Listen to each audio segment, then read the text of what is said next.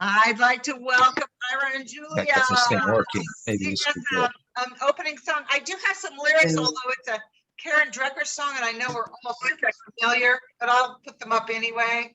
So if you want to mute your sound, you can sing out loud. That's right.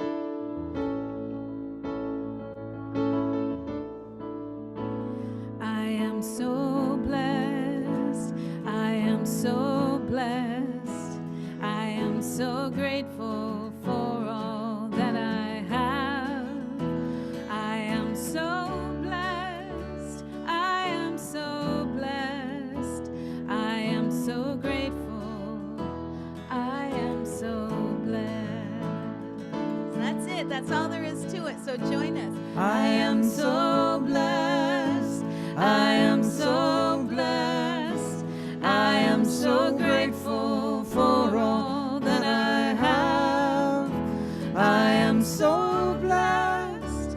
I am so blessed. I am so grateful. I am so blessed.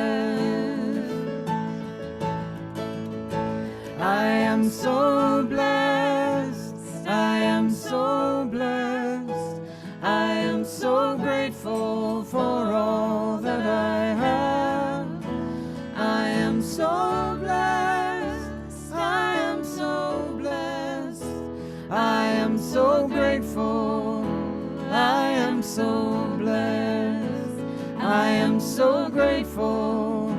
I am so blessed. I am so grateful. I am so blessed.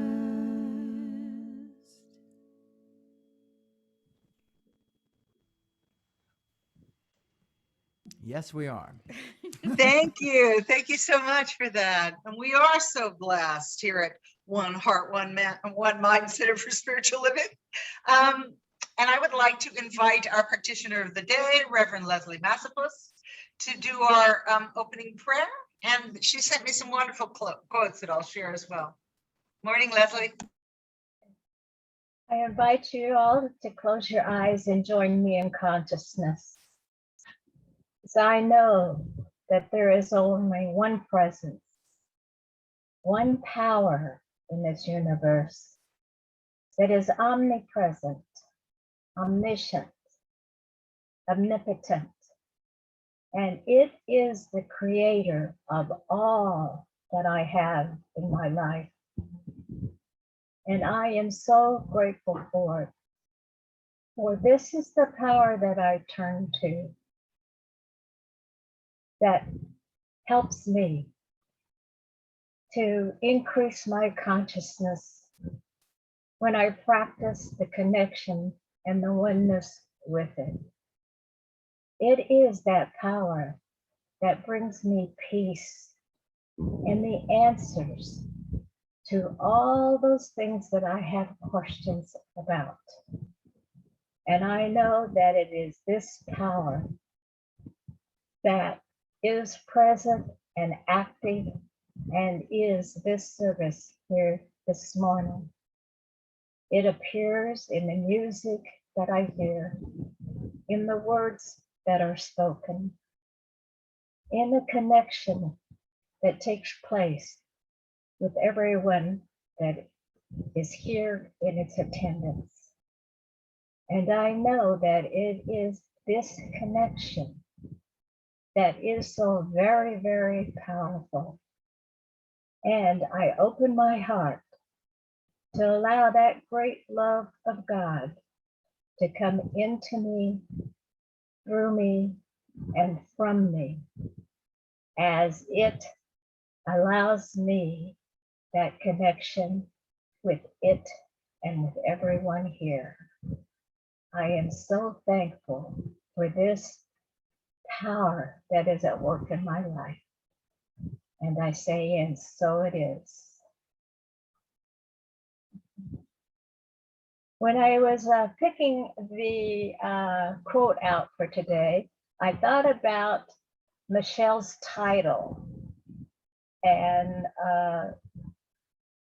found a quote from Thich Nhat Hanh because sometimes we have to take a look at ourselves and do some deep soul searching to be able to take a look at what our responsibility is and what we are doing that keeps us separate from other people. And the quote goes, first, you have to look deeply into the nature of your anger, despair, and suffering to free yourself so that you can be available to others. And from Jack Kornfield, healing comes from our innate capacity for deep listening. This deep listening or seeing is not through our ears or eyes, but from our heart and from our soul. So let's join together in a couple of minutes of silence as we allow that love of God to flow to us and through us.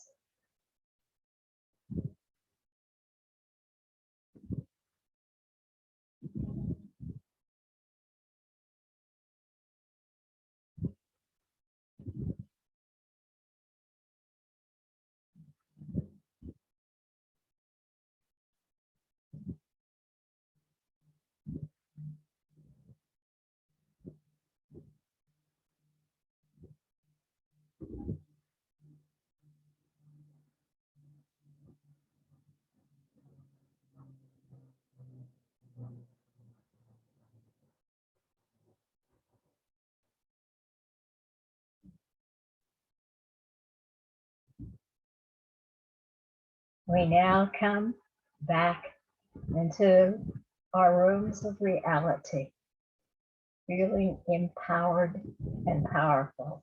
And so it is.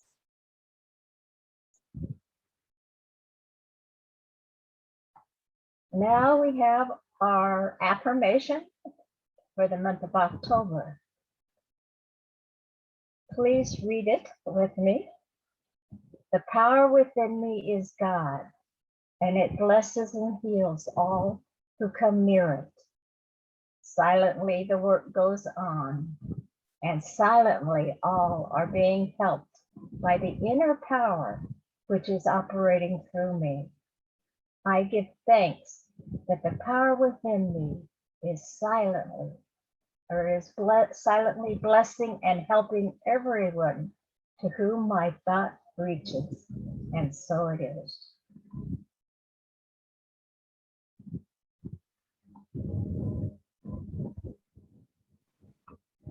Thank you, Leslie. Those were the perfect quotes. It was funny when I saw your quote, I realized that that in my talk, I talk about the practice of listening. And you found that beautiful quote from Jack Kornfield on listening. So we have music. We have some more music from Ira and Julia. So welcome again. You know, we chose something from Karen earlier because it is so much fun to know that you can just pick it right up and sing along with us. This next song is inspired by a Sufi poet. It's actually an Urdu poet. Oh, that's right. It's Sant Darshan Singh. And we were given just a piece of his poetry that, and we wrote this song. It was almost like we were collaborating with this poet, but he was no longer there in embodiment. But this does have a lovely refrain that you can sing along with. I am the soul of love. Started alone on the journey of love, turning and turning around on the wheel. With every step, travelers joined us,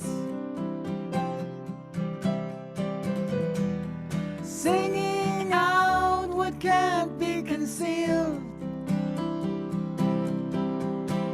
I am the soul of love, the soul of love. I am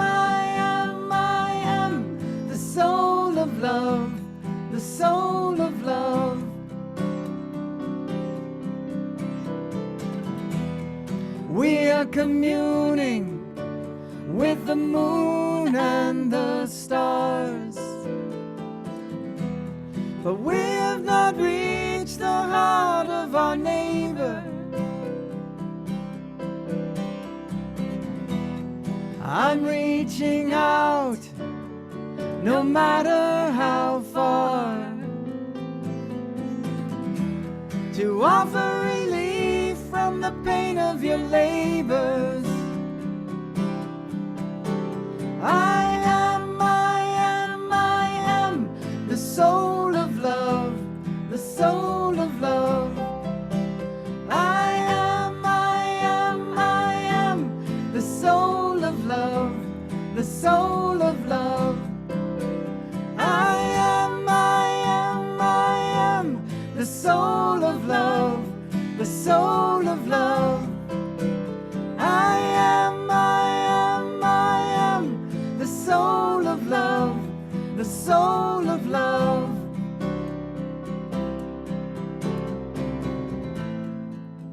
Why dread the spread of darkness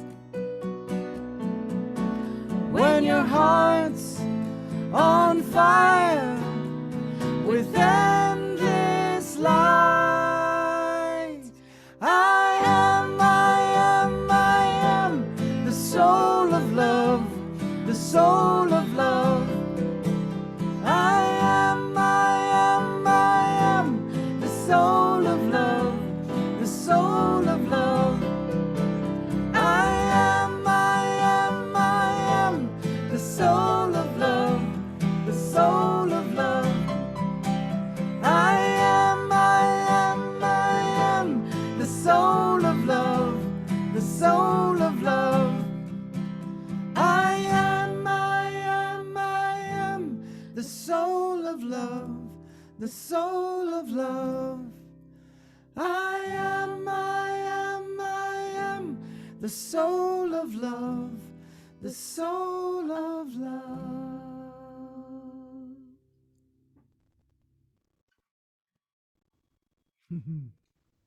Yes, you are. Oh, absolutely beautiful. Nice way to set the tone for today's message, which is to dig deep. So good morning and welcome to One Heart, One Mind, Center for Spiritual Living's online Sunday service. This morning's message is an invitation to dig deep. And for the last 3 weeks, I've been talking about the principle of oneness and how we live that principle in our individual and our collective lives. And this morning, I'd like to focus on how we can dig a little deeper to actively use this principle of oneness to open us up and widen our world. How we can consciously live our divinity through the incredible gift of our humanity. And I don't want that last line that I just said to be brushed off as some kind of platitude or nicety. I truly mean it when I say the incredible gift of our humanity. Being human, having the opportunity to bring the nature of the divine, the creative capacity of the entire universe into the experience of being human is an incredibly precious gift. You know, I have to confess that in my younger years, I often viewed life as something I had to wade through, trudge through, really, was more how I felt most of the time. But the more that I've learned, explored, and discovered about my true nature, my authentic and divine nature, the more I realize what a gift being human really is. We are marvels. And here's the thing, we are charged with bringing the meaning and the purpose of the divine life into being in physical form, into our humanity. That is quite an opportunity, a responsibility, but what an opportunity and a gift we have been given. You know, and I truly believe, I've been thinking about this a lot lately. I truly believe that we have come to the point in our human evolutionary journey when it's time for us to step up, to step into and own our own magnificence, to know who we are as the divine in human form. And when we move past defining ourselves as merely mortals, and we see ourselves as the infinite spiritual beings that we truly are, life and all of the wonders and the opportunities open up to us. As Science of Mind teaches us, and I gave this quote to our sound person who put it in the chat for you. This is right out of the education program of our home office from Centers for Spiritual Living. Science of Mind teaches that individual human beings are spiritual beings living in a spiritual universe, having a human experience. And this is our true nature. And I truly believe this, and I believe it is time for us to explore and to express our true nature without hesitation and without apology, to truly step into what is possible for us, to be truly divine in human form, to connect, to know, and to create from this infinite divine mind that we're a part of, that we share. You know, our founder, Ernest Holmes, wrote, right on the first page of the introduction to the Science of Mind text. And I haven't been actually sharing all of my quotes because I have to kind of vacillate back and forth, but I'm going to share this one anyway with you. And here it is. This is Holmes in his brilliance, I think. To suppose that the creative intelligence of the universe would create mankind in bondage and leave him or her bound would be to dishonor the creative power which we call, oops, I think I left out a line. Let me read it from here.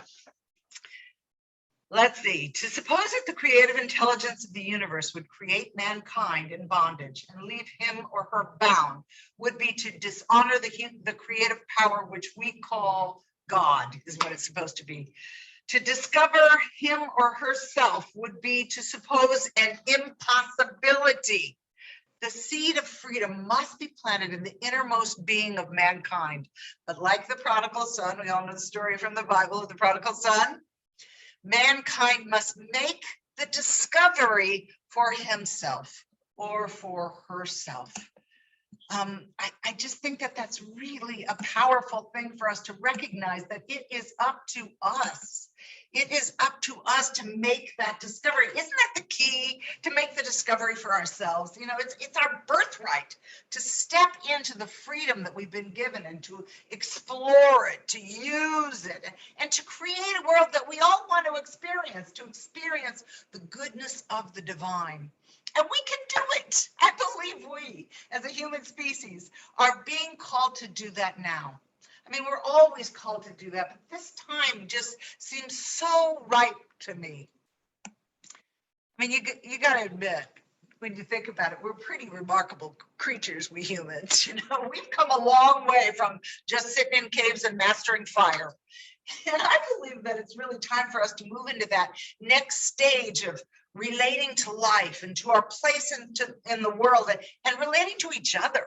It's time for us to break with in order to create that breakthrough that I was talking about last week. You know, I believe the things that we're seeing right now in our world, the violence and the injustice, the division, and that kind of us against them posturing that people are taking, are highlighting for us what we need to change. And things will only change if we change our perspective, both individually and collectively. And that will change the way we think and act and relate to our world, when we change the way we view ourselves and our place in the world. You know, our human bodies are remarkably adapted to taking in information through our five senses. to be able to make sense of our world and navigate through it, to be able to predict what might happen so that we can survive. You know, what will I do if that saber-toothed tiger is chasing me? And it served us pretty well, really. But our five senses are limited in the amount of information that they take in. But we're at a place in our human evolution where we can tap into consciously into all kinds of different types of knowing, ways of knowing. We're much more than our physical bodies. And I believe that it's really time for us to explore the new ways that we can experience our world, to see with both our physical eyes and with our spiritual eyes. You know, we can retrain the way we live and relate to the world. And science of mind is on the cutting edge of that shift. Science of mind claims that it doesn't teach us what to think, it teaches us how to think. Huge difference. But one of the challenges that we encounter when we're trying to make this shift in the way we see the world, excuse me, and relate to the world, is that even though we've made some incredible scientific advances and our understanding of the nature of the universe down to the very tiny, smallest parts, even though we have new ways to understand the nature of creation itself, human thought is still pretty stuck in the old way of thinking and acting. Have you noticed that? We're pretty stuck in what we think we know. You know, when we perceive the world only through the lens of our five senses, we tend to draw assumptions and create beliefs only through a very small bit of information. I found this great illustration that demonstrates what I think is the limitation of our human perspective. I'm going to share that with you. Let me get this up. I'll move it forward here. I'm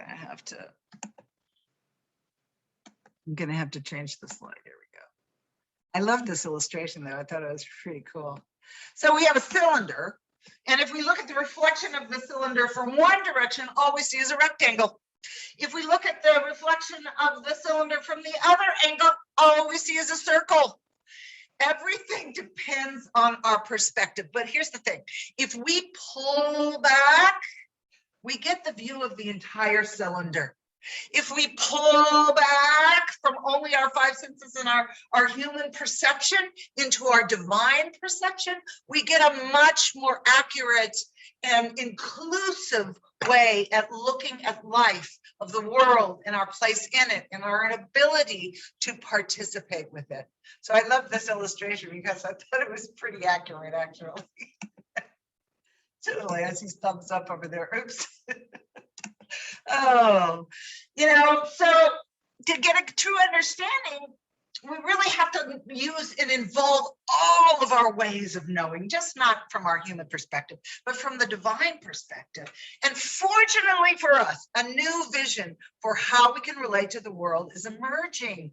And it's based on the quantum view of reality. I've been talking a lot about the quantum way of living lately, but I think that this is the cutting edge for us. The old way of relating to the world is based on the Newtonian view of the world, which says that everything must function in a linear, logical, clockwork way.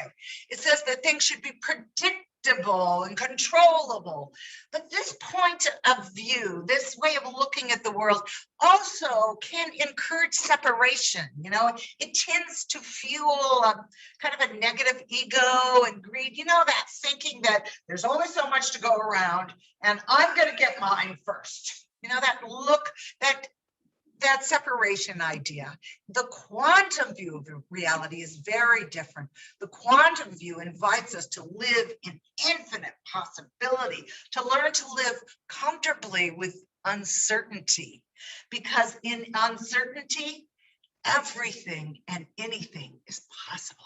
We talk about the divine mind, which is the quantum field of the unlimited field of potential. And within that, everything is possible. It's uncertain until we put our attention on it and focus on it, but we can do that. And we can live in that knowing that anything is possible.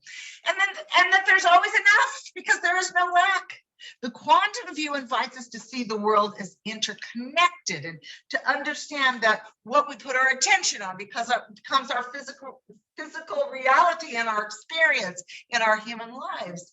The quantum view puts consciousness as primary to creation, to all form. It's connective and creative. It's really very science of mind. You know, there's a cultural belief that as human beings, we only use about 10% of our brain, which is really not quite true. We actually use 100% of our brain capacity, but most of us are only consciously aware, I should say, of about 10%. You know, if you or I were walking down a busy street and we happened to witness a crime, and then we were interviewed by the police afterwards, and they wanted to know everything, we said we probably only recall about 10% of what we actually saw.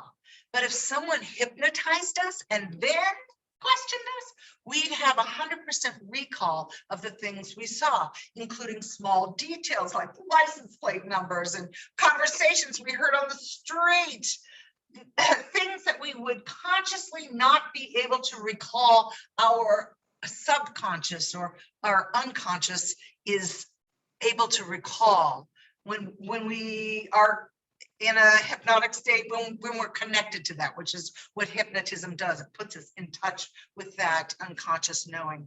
You know, in his book Blink, I don't know if any of you have read it. I talk about this book from time to time.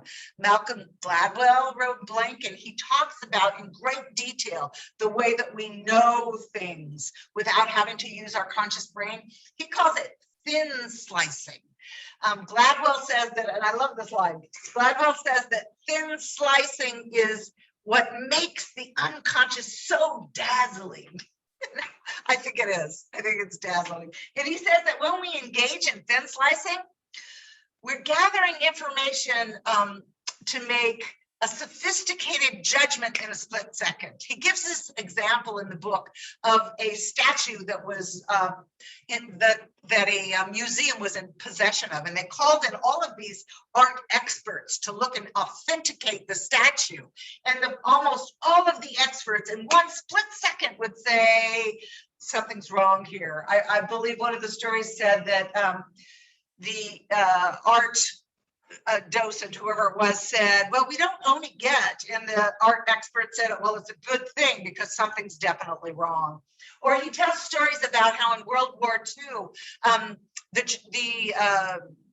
the English would listen to the transmissions, the Morse code transmissions from Germany, and they were able in just one split second to tell, just by listening to the Morse code, who was sending the message, because they got to the point where their unconscious mind was recognizing these patterns that were coming out from the transmissions, even though consciously they couldn't do that.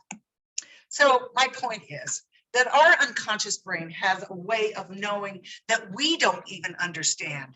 And it also has ways of knowing beyond the physical level as well. It has the ability to gather or to know information from our connection with source, from our the wisdom of the depth of our being, let's put it that way. And we can develop the skills to listen to what our unconscious mind is telling us about, from both our physical world and our non-physical world. So anyway, I wanted to highlight that our unconscious is so much more knowledgeable than we actually give it credit for. And we always think that our conscious mind is truly the master, when in reality, the unconscious mind is the master. If we, as human beings, truly are going to shift into a new way of being in the world, there's a few things that we can do to support this shift. And one of the things that we can do is learn to let go of those old perceptions and to meet life as it comes without having to judge and define everything through the lens of what we think we know. We have to become comfortable with uncertainty. And that can be a very scary thing for us human beings to do. I don't know about you, but getting outside my comfort zone, it can be a little bit scary. Our comfort zones are predictable and safe, but as every spiritual master and teacher will tell us, the magic happens outside the comfort zone. Creating something new happens outside our comfort zone. And living comfortably with uncertainty is quantum living. In the quantum field, nothing is certain, but everything is possible. I ran across this wonderful quote from Deepak Chopra. I'm just going to read it here to you. And Deepak wrote, in detachment lies the wisdom of uncertainty. Oh, I love that, the wisdom of uncertainty. In our willingness to step into the unknown, the field of all possibility, we surrender ourselves to the creative mind that orchestrates the dance of the universe. How beautiful is that? The dance of the universe. What a beautiful way to describe living in a state of uncertainty.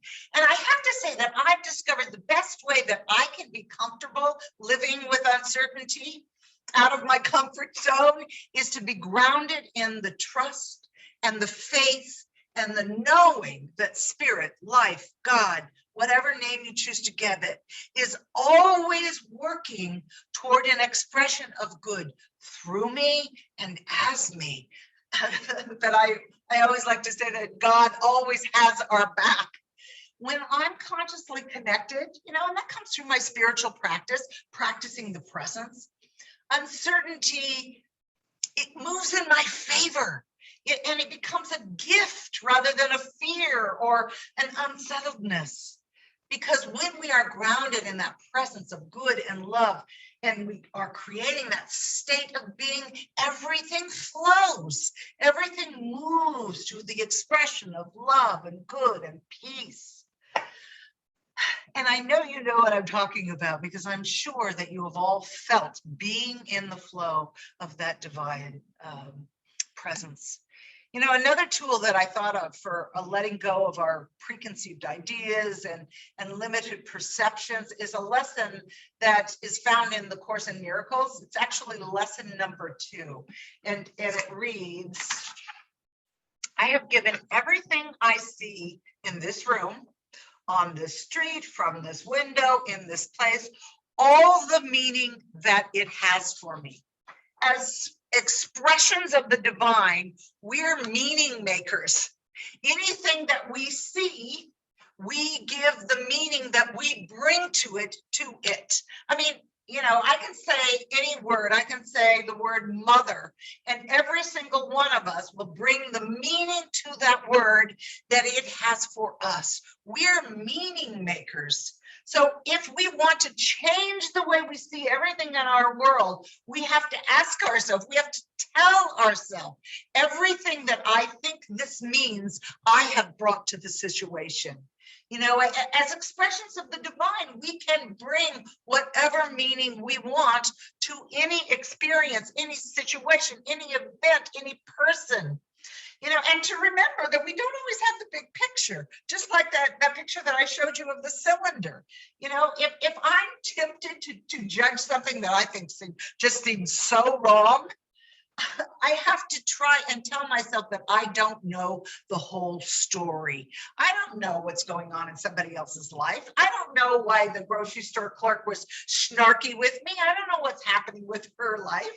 And I remember watching, not too long ago, I was watching a rerun of that show, what's it called? Modern Family.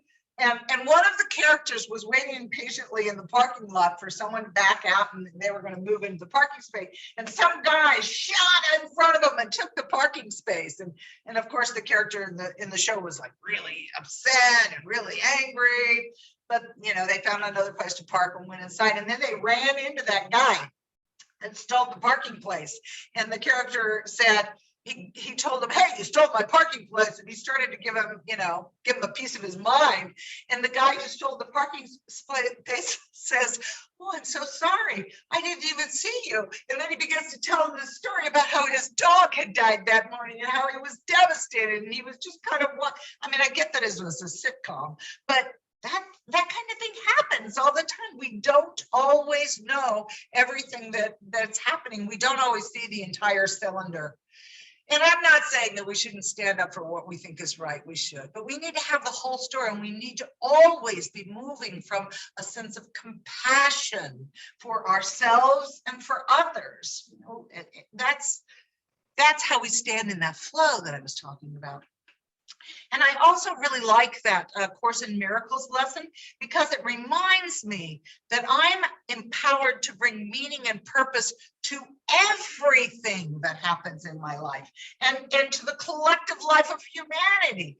And when I am aligned with, or we could say that we're coherent with or resonate with the life of our authentic self, our God self, then we can bring whatever is necessary at any given moment to the table. We are empowered to bring love to the table if that's what we see is needed. We're empowered to bring peace in the middle of confusion to the table. We're empowered to bring whatever is needed in any moment to the situation. Whatever it is, wholeness, compassion, love, peace, clarity, whatever it is at any situation. What a gift we have to be able to contribute our divinity to any human situation at any time. This is what I mean about the incredible gift of being human. We are literally bringing the divine into everyday life. What a gift that is. We are these incredible creative beings that are empowered to bring whatever is necessary. And another skill that I think helps us to develop that shift that I'm talking about, where we're able to relate on a different level, on a connected and communicative level, is the practice of active listening, of heartfelt listening. And it seems so simple, yeah, doesn't it, to listen? But it isn't as easy as we tend to think. You know I am guilty of sometimes when somebody else is speaking to be thinking about what I'm going to say instead of really being present and hearing what they have to say, to listen not only just with our physical ears, but to listen with our heart as well, with that unconscious connection that we have to the all that is, and we know this kind of listening as intuition. And Holmes called it to know without conscious or analytical thought. One of my favorite books about listening is from Mark Nepo. He wrote a book called 7,000 Ways to Listen, and he talks in many different stories and in great detail about the different ways that we can use our intuition or as we listen. And he wrote this. He said, to intuit means to look upon. To instruct from within, I love that. To instruct from within, to understand or learn by instinct. And instinct refers to a learning we are born with. So intuition is the personal way we listen to the universe in order to discover and rediscover the learnings we are born with. Intuition is a form of deep listening.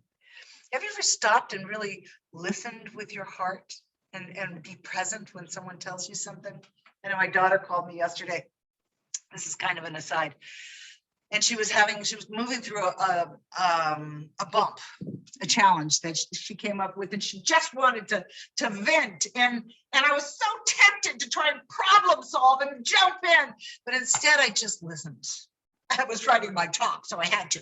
So I pulled back and I listened to what she really had to say. And I just let her speak her mind.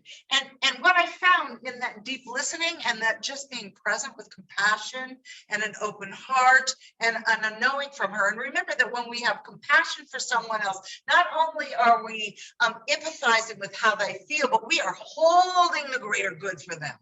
So I'm sitting there holding the greater good for her. And at the end of her vent, her rant, I really should say, she came to it on her own. Oh, she felt better. She let it go. She started talking about how good she really had it and how grateful she was for the wonderful things that she had. She came to that place on her own. She just needed to move through her process. How many times have you entered a room and you knew instantly what the mood was in the room just by its feel? The many times that someone is in the room and you've just felt that this is where they are. We all have that intuitive knowing, and that's listening with our heart, not just with our human ears. We feel and we sense and we hear with our heart, much more than we give ourselves credit for. And in our common culture, we want to write that off when that is really the wisdom of us, the wisdom of that deep knowing that is centered there. And it helps us to kind of usher out doubt and fear and embrace uncertainty and develop that courage to take a chance in uncertainty, even when we're not sure exactly how things are gonna turn out, to be grounded in the all that is and let things just take their course. And here's where we're always safe. We're always safe within the divine presence, even when things seem changing and moving and maybe a little unsettling in the outside world. But we can practice embodying that state of being that we want to demonstrate in the world. We could practice coming from love and compassion. We create it that way when we embody it. So I just want us to remember as we move forward this week that we're a part of, we're expressions of, we're emissaries for the only power and presence that exists in the universe, and that we have come here to bring its meaning and purpose to life on earth, into form, into our humanity. We're necessary and we're irreplaceable. No one is like you. No one is like me. I want to be the best Michelle that I can be. I want you to be the best Leslie and Yvonne and Lisa and Maureen and Rob that you can be. Our time has come because we're here. That's how we know our time has come.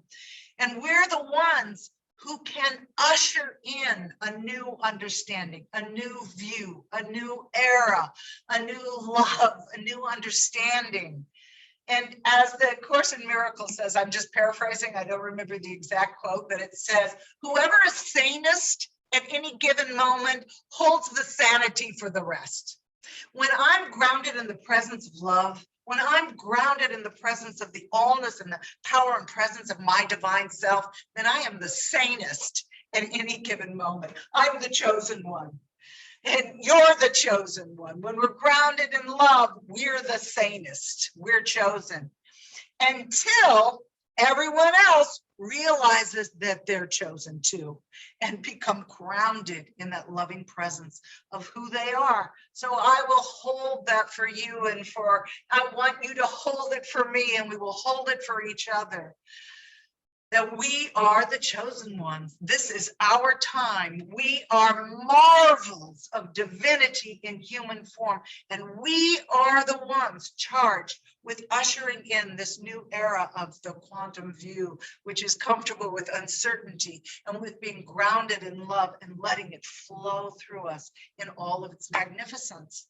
We're it. And I'm going to end with a quote from 7,000 Ways to Listen, which of course is from Mark Nepo. I was going to share it, but I don't think I have it actually. No, I don't. So I won't share it. He wrote, when we can listen, each particle of being, no matter how small, invites our presence and our attention. And I love this line. Listen to this with your open heart. So we might hear and feel the universe through it. So I might hear and feel the universe through you, and you hear and feel it through me. So let's pray. Let's move into that place that is connected to all that is, in that field of uncertainty where everything is possible, to the presence of the divine order, harmony, love, benevolent givingness of the all that is, where we all live, where we all exist. And I speak my word for and about each and every person that is present here on this call, and each and every person that is not.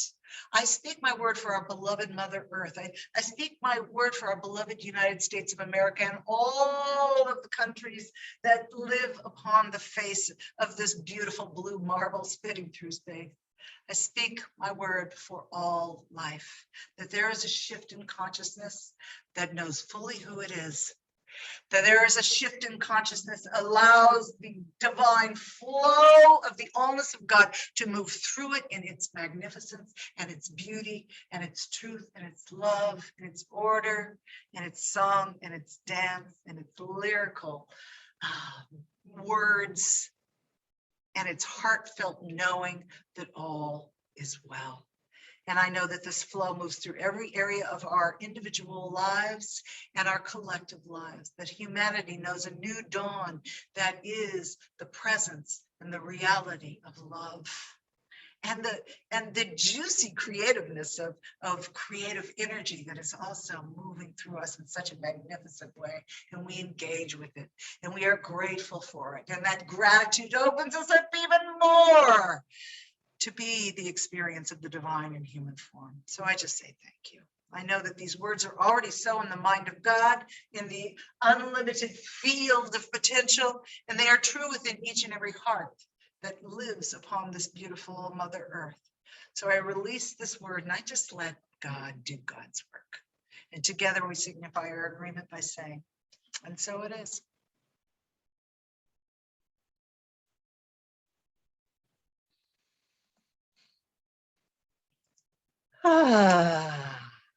So I'm taking in a nice deep breath. Is Lisa on the call today? Oh, Lisa is not on the call today. Lisa asked, had some Oh, responsibility. that's right.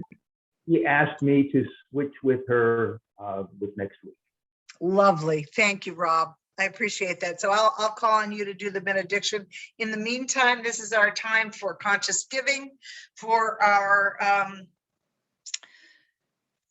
time of sacred giving, to give to One Heart, One Mind in our organization, where we like to say that where we're spiritually fed, we give of our time, talent, and treasure. So if you have a monetary donation that you are making to this center, there's a couple of ways you can do that. Let me see if I can get it up on my screen here. I don't have it. I'm gonna have to try that again. Let's see. I think I accidentally, let's try it. Sorry about that. I think I accidentally closed that screen. I've got it now. Hang on. Here it is. Now I can share it. There it is. So there's a couple of ways you can give. You can give, you know, a lot of people like to write out a check. It's almost a ritual, and you can mail it to our assistant treasurer, Jim Massopust. I believe he put his address in our chat room, or you can give on Venmo. For me, that's easier. And you just look up at One Heart, One Mind, OHOM Center, and it does have my name on there, but it goes directly into our One Heart, One Mind account. So if you want to give that way, that's delightful. And I invite you to now hold your check, imagine that what you're giving, you're holding over your heart, and say the affirmation with me. I recognize that all supply flows from the divine givingness of spirit. My gift is a continuation of this divine flow. I give and receive from this infinite supply. I give in faith, in love, and in joy, and it flows back to me in kind. And so it is.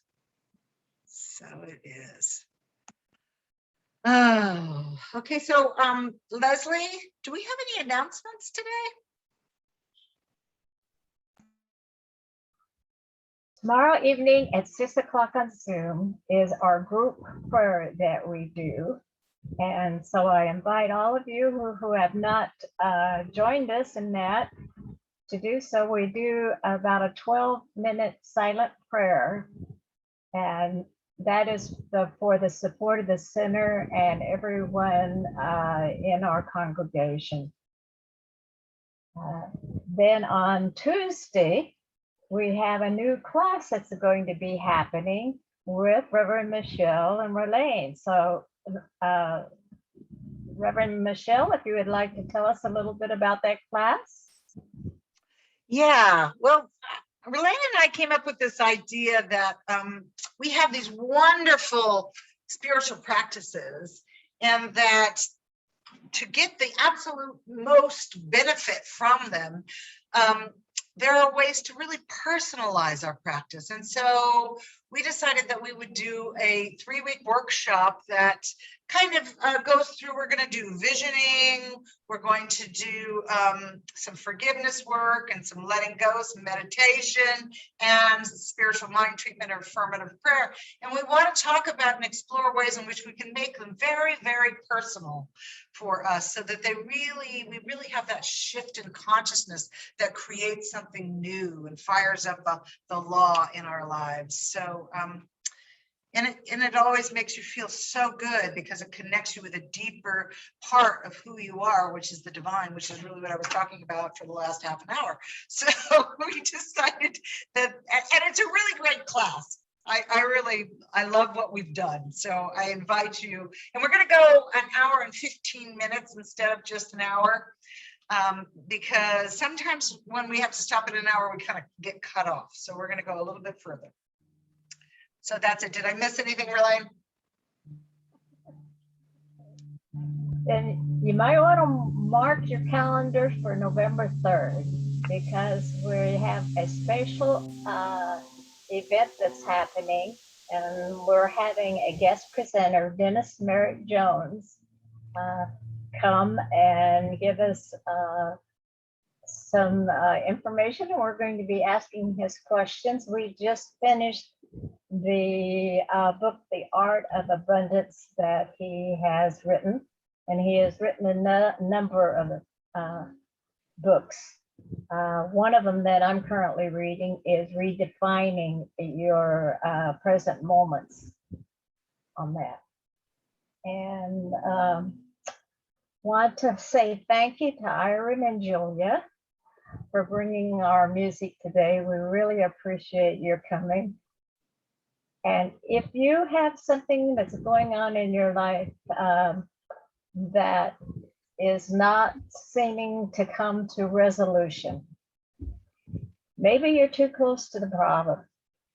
And maybe one of the things that you could do, and I know that you can do, is to contact a practitioner, because they know the truth about you.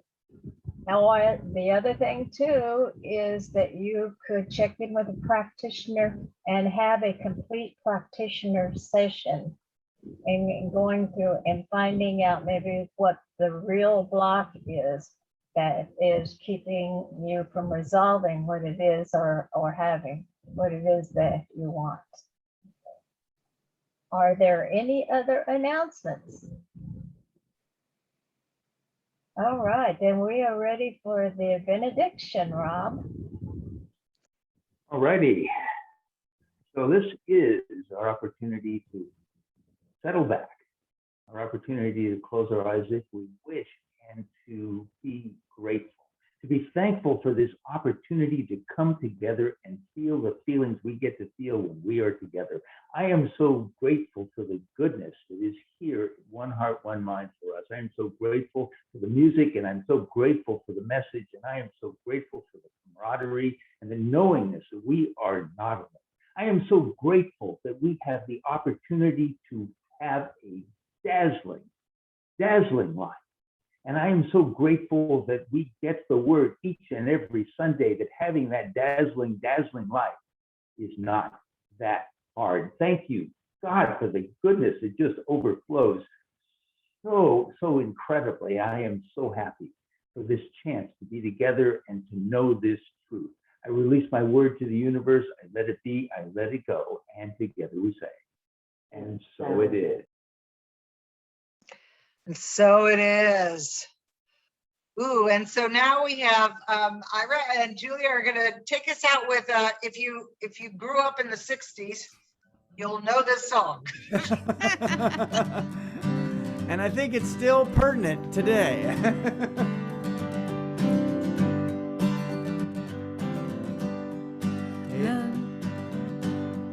Love is but a song we sing, fears away we die. You can make the mountains ring, or make the angels sigh.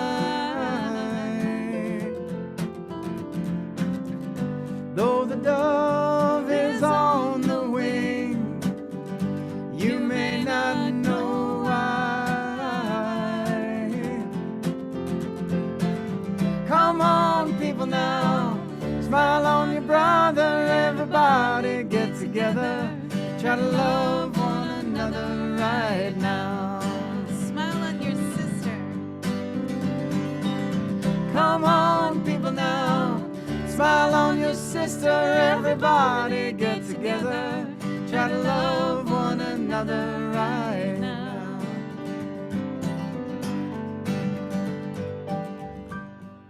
If you hear the song I sing, well, you will understand. You hold the key to love and fear, all in your trembling hand. Just one key unlocks them both. It's there at your command. Come on, people now. Smile on your brother, everybody get together. Try to love one another right now. Sister. Come on, people now. Smile on your sister, everybody get together. Try to love one another right now. Each other. Come on, people now. Smile on each other, everybody get together. Try to love one another right now. Right now. Right now.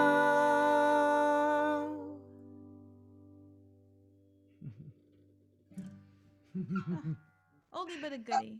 Yeah, and still so true. So true. It's still so true. So It's true. it holds up. Yeah, it holds up for sure. Well, thank you so much. I want to thank Ira